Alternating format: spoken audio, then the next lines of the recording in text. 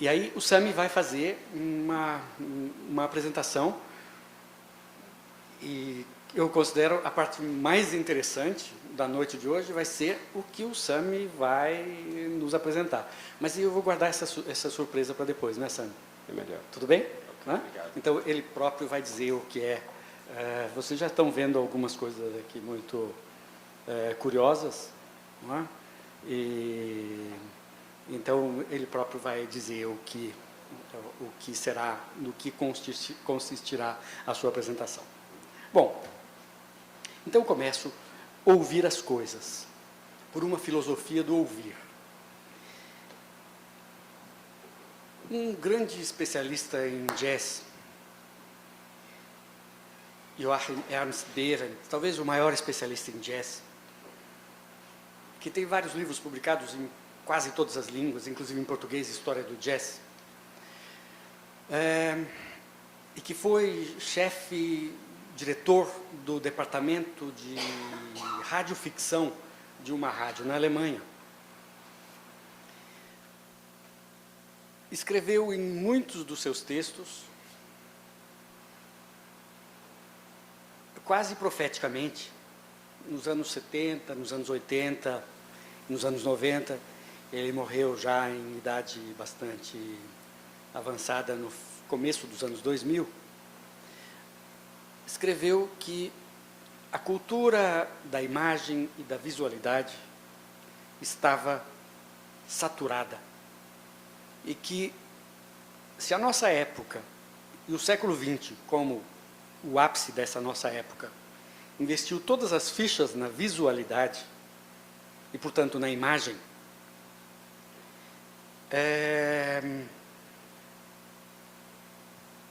esta aposta estava agora mudando para um outro setor, e que nós estamos nos encontrando agora, ou pelo menos adentrando o limiar de uma nova era do ouvir. Bom,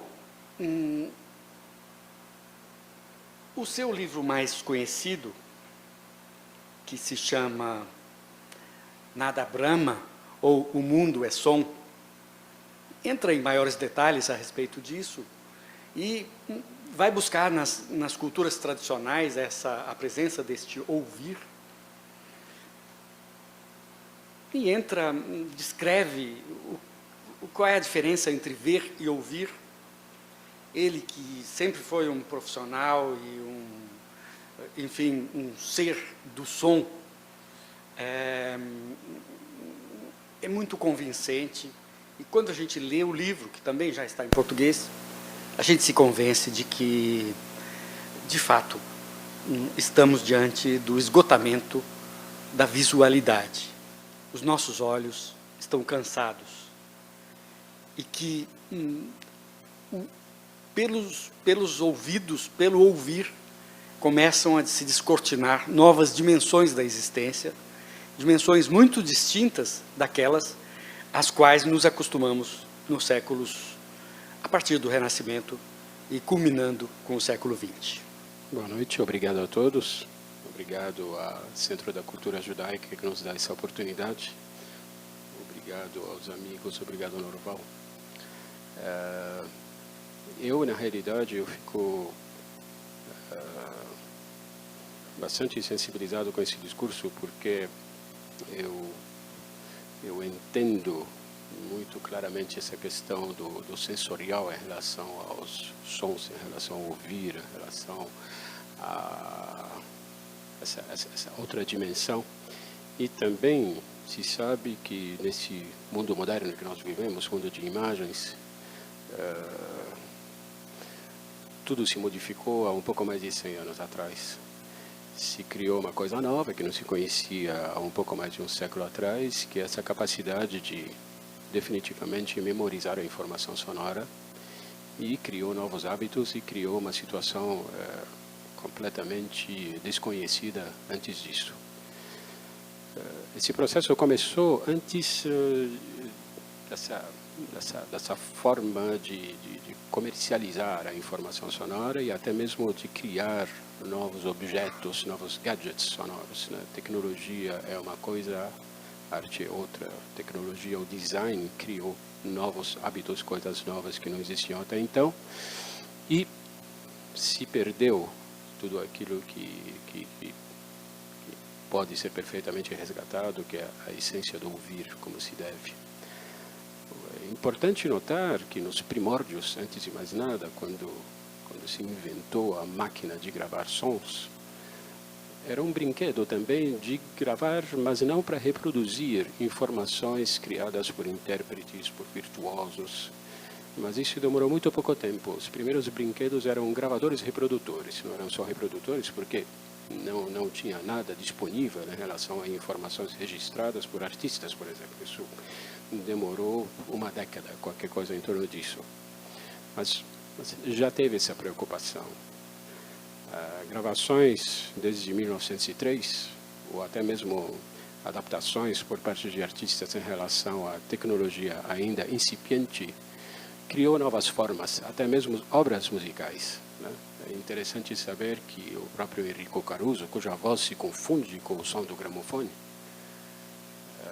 compôs alguma coisa que coubesse no cilindro, porque as primeiras gravações foram feitas no cilindro, ao lado de outro compositor, que é o Leon Cavallo, por exemplo, que é uma das mais antigas gravações em cilindros conhecidas, chamada Matinata. Mas mesmo assim, já naquela época, ou seja, há mais de um século, teve uma preocupação relacionada ao virtuosismo, à arte, à forma de ouvir música como se deve. Isso foi se desenvolvendo até uma grande novidade, que é a digitalização, que eu entendo como sendo um processo que promete muito, se realmente tiver uma consciência no resgate da qualidade da informação sonora.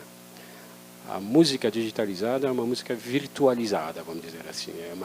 É uma memória, a digitalização, porque o processo analógico ele coexiste com a digitalização e todos os mecanismos relacionados à captura e reprodução da informação sonora são analógicos, já que os nossos ouvidos também são analógicos. Ou seja, essa virtualização ela começou nos anos 80, ela não veio com a internet, ela veio um pouquinho antes do CD. E hoje há uma briga, vamos dizer, assim como foi mencionado que a imagem mudou muito na nossa vida, há uma briga também que está relacionada entre qualidade e quantidade. Então, quando se fala em oferecer uma tecnologia moderna para pequenos gadgets que podem armazenar informação sonora, sempre se questiona a relação entre qualidade e quantidade, e eles às vezes não se encontram de uma forma coerente. Então, a forma como se produz música e como se reproduz música no século XX modificou definitivamente os nossos hábitos. Antes disso, nós tínhamos a prima que tocava piano no salão, depois isso foi substituído pelo gramofone, hoje é substituído por um monte de gadgets. Se ouve música no carro, se ouve música correndo, mas se sabe que muitas obras não foram criadas para essa finalidade.